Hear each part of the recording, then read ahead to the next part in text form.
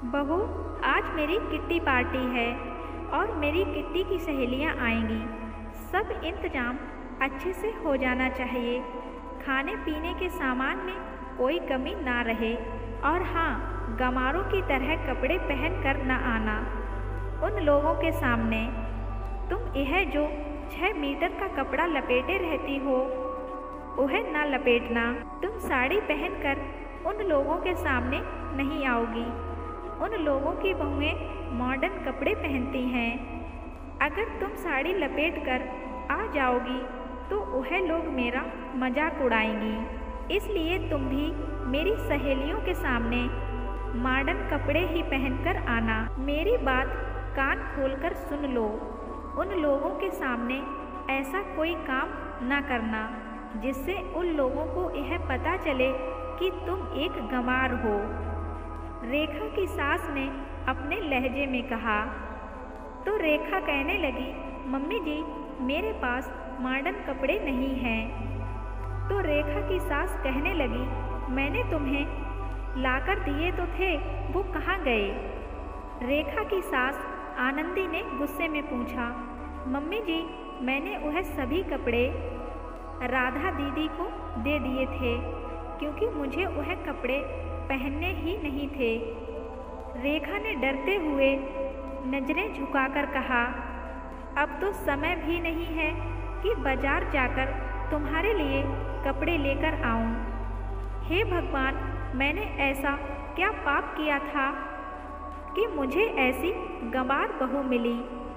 मेरे तो पढ़े लिखे बेटे का जीवन बर्बाद हो गया।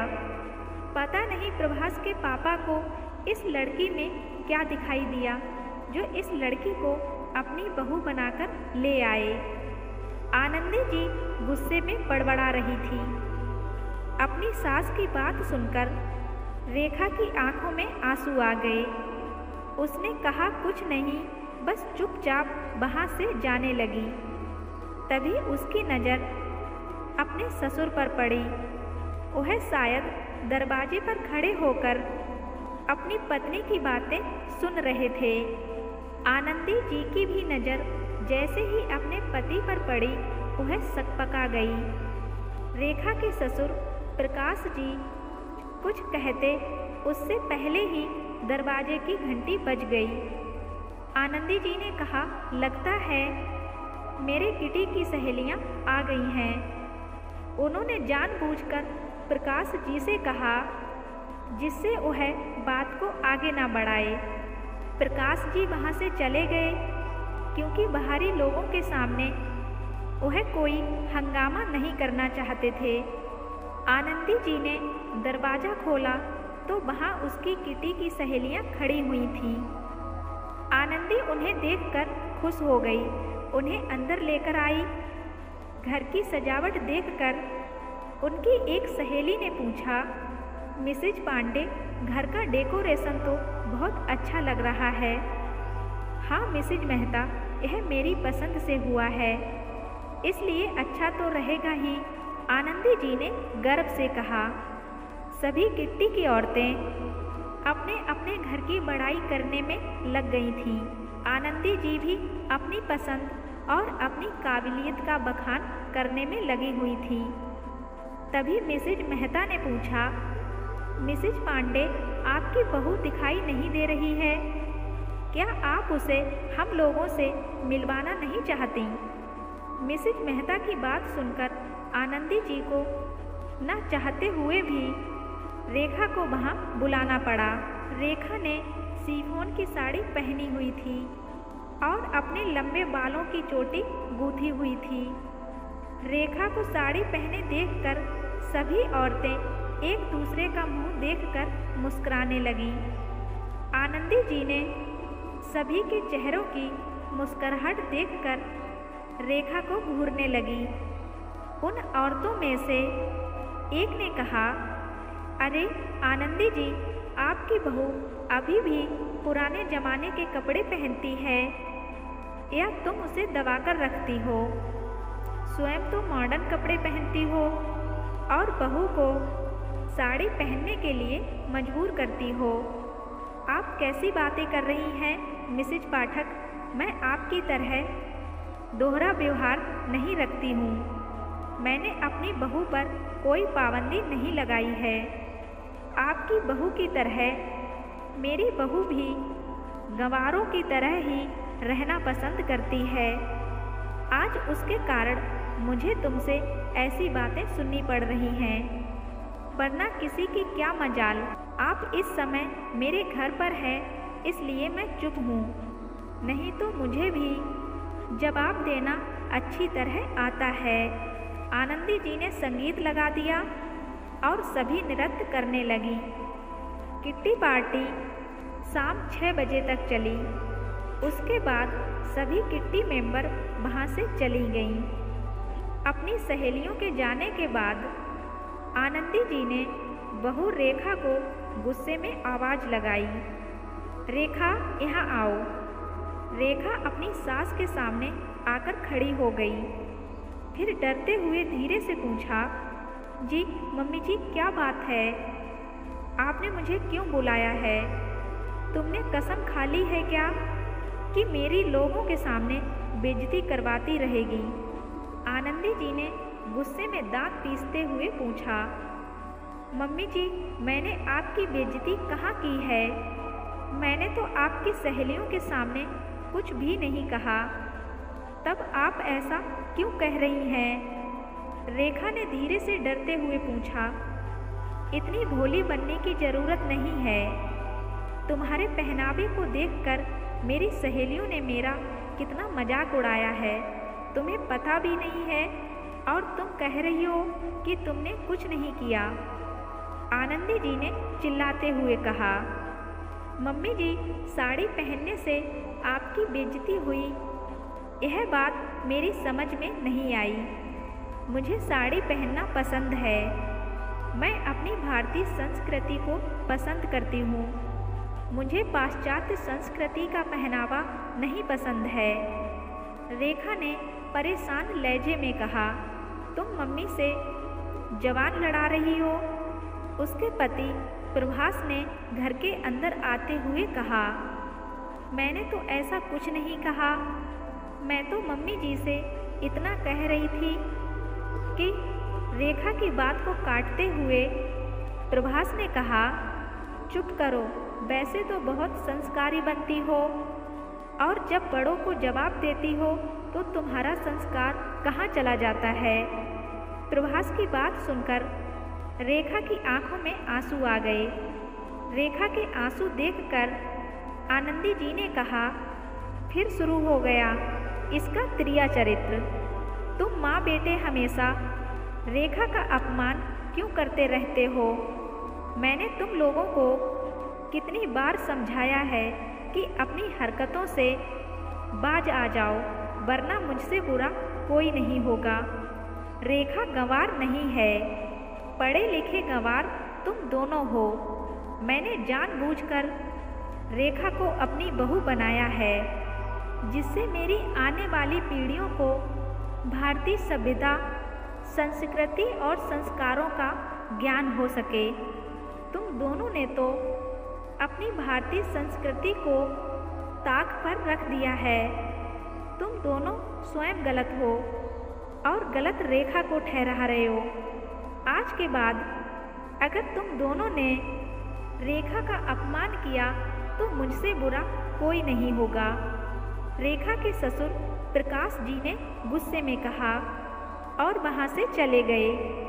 प्रभास और आनंदी जी ने जलती निगाहों से रेखा को देखा और वह लोग भी वहाँ से चले गए। रेखा आंखों में आंसू लेकर वहीं खड़ी रही। उसकी समझ में यह नहीं आ रहा था कि उसकी गलती क्या है जो उसकी सास और पति उससे नाराज रहते हैं। यह सोचते हुए रेखा रसोई घर में चली गई। रेखा कहाँ हो? यहाँ आओ। प्रभास ने रेखा को आवाज़ लगाई। रेखा दौड़ती हुई आई। क्या बात है, आपने मुझे क्यों बुलाया है? रेखा ने पूछा। कल मैं अपनी तरक्की के उपलक्ष्य में एक पार्टी दे रहा हूँ। वहाँ बहुत बड़े बड़े लोग आएंगे, विदेशी लोग भी वहाँ होंगे। पार्टी 5 स्टार होटल में है। वहाँ तुम्हारा रहना आवश्यक है, इसलिए तुम्हें भी वहाँ चलना है। पर तुम वहाँ साड़ी पहनकर नहीं चलोगी। वहाँ पहनकर जाने के लिए मैं तुम्हारे लिए यह ड्रेस लाया हूँ। तुम्हें वही पहनकर चलना होगा। प्रभास ने रेखा को एक पैकेट देते हुए कहा। रेखा ने वह पैकेट अपने हाथ में लिया और उसे खोलने लगी। तभी फोन की घंटी बज उठी। सबका ध्यान उधर चला गया। रेखा ने पैकेट रख दिया और फोन उठाया। उधर से उसकी माँ की आवाज़ आई। वह कह रही थी कि तुम्हारे पापा की तबीयत खराब है, वह तुमसे मिलना चाहते हैं। अपनी माँ की बात सुनकर रेखा घबरा गई और उसने अपनी सास को अपने पिता की तबीयत के बारे में बताया और कहा कि वह अपने मायके जाना चाहती है। आनंदी जी उसे मना करती उससे पहले ही प्रकाश जी ने कहा, रेखा, इसमें पूछने की क्या बात है? तुम जाओ, तुम्हारे पापा तुमसे मिलना चाहते हैं। अपने ससुर की बात सुनकर रेखा अपने मायके जाने की तैयारी करने लगी। उसका मायका उसी शहर में था। उसने प्रभास से कहा कि वह कल पार्टी में जाने से पहले यहाँ आ जाएगी। उसके बाद रेखा अपने मायके जाने के लिए निकल गई। अपने माता पिता से मिलने के बाद रेखा बहुत खुश हुई। रेखा को देखकर उसके पापा की तबीयत में सुधार होने लगा। रेखा भी अपने माता पिता के पास आकर बहुत सुकून और शांति महसूस कर रही थी। दूसरे दिन रेखा के पापा की तबीयत कुछ ठीक थी। रेखा ने प्रभास को फ़ोन करके कहा कि वह सीधे होटल आ जाएगी। प्रभास ने कहा कि तुम ड्राइवर के साथ होटल आ जाना और वहीं ड्रेस पहनकर आना जो मैंने तुम्हें कल लाकर दिया था। रेखा अपने पापा को डॉक्टर को दिखाने के बाद अपनी ससुराल चली गई। घर में कोई नहीं था, सब लोग होटल जा चुके थे। रेखा भी तैयार होने के लिए अपने कमरे में गई। उसने जब अपनी ड्रेस देखी तो वह चौंक गई। वह एक गाउन था जो बैकलेस था। रेखा ने उसे बेड पर फेंक दिया और अपनी अलमारी से एक कांजीपुरम की साड़ी निकाली। साड़ी क्रीम कलर की थी और उसका बॉर्डर मैरून रंग का था। रेखा ने वही साड़ी पहनी, अपने लंबे बालों का ढीला जूड़ा बनाया, गले में मैरून रंग का जड़ाऊ हार और हाथों में जड़ाऊ कंगन पहने, माथे पर मैरून रंग की बड़ी बिंदी और होठों पर मैरून रंग की लिपस्टिक लगाई। जब रेखा ने तैयार होकर स्वयं को शीशे में देखा तो स्वयं को देखकर शर्मा गई। तभी उसका फ़ोन बजा। रेखा ने फ़ोन उठाया। फ़ोन प्रभास का था। कहाँ हो? कब तक होटल पहुँच रही हो? प्रभास ने गुस्से में पूछा। मैं तैयार हो गई हूँ, अब घर से निकल रही हूँ। मुझे होटल पहुँचने में ज़्यादा समय नहीं लगेगा, रेखा ने कहा। रेखा होटल के लिए निकल पड़ी। कुछ समय बाद वह होटल पहुँच गई। कार से उतरकर रेखा सीधे अंदर पहुँची। वहाँ सभी लोग आ गए थे। जैसे ही प्रभास की नज़र रेखा पर, उसके चेहरे पर क्रोध के भाव दिखाई दिए। आनंदी जी भी वहाँ आ गई और फुसफुसाकर बोली, तुम्हें हमारी बेइज्जती करवाने में इतना मज़ा क्यों आता है? अब सभी लोग मेरे बेटे का मजाक उड़ाएंगे और कहेंगे कहाँ की गंवार आ गई है। तभी विदेश से आए हुए व्यक्तियों ने पूछा, मिस्टर प्रभास, आपकी वाइफ अभी तक नहीं आई, कहाँ रह गई हैं? यहाँ मेरी वाइफ उनसे मिलने के लिए बहुत एक्साइटेड हैं। प्रभास ने अपने चेहरे पर नकली मुस्कुराहट लाते हुए कहा, मिस्टर डेविड, यह है मेरी पत्नी मिसेज रेखा। वाओ, इंडियन ब्यूटी, आपकी पत्नी तो बहुत सुंदर हैं मिस्टर प्रभास, डेविड की पत्नी ने कहा। पार्टी के सभी लोग रेखा के आसपास इकट्ठे हो गए और रेखा की साड़ी, उसके पहनावे और श्रृंगार की प्रशंसा करने लगे। तभी एक महिला ने आनंदी जी से कहा, आनंदी जी, आपने आज तक अपनी बहू से हमें नहीं मिलवाया। आज पता चला कि आपने उसे हमसे क्यों नहीं मिलवाया। वह इतनी सुंदर है, कहीं हमारी नज़र ना लग जाए। आनंदी जी उस महिला की बात सुनकर गर्व से मुस्कुरा उठी। वहाँ सभी लोग रेखा की तारीफ करते रहे। तभी वहाँ शहर के मेयर मिस्टर राहुल आ गए। बातचीत के दौरान जब उन्हें पता चला कि रेखा ने हिंदी में पीएचडी किया है तो उन्होंने खुश होकर रेखा के ससुर प्रकाश जी से कहा, प्रकाश, तुमने कभी नहीं बताया कि तुम्हारी बहू हिंदी में पीएचडी है। मुझे अपने कॉलेज के लिए एक हिंदी प्रवक्ता की आवश्यकता है।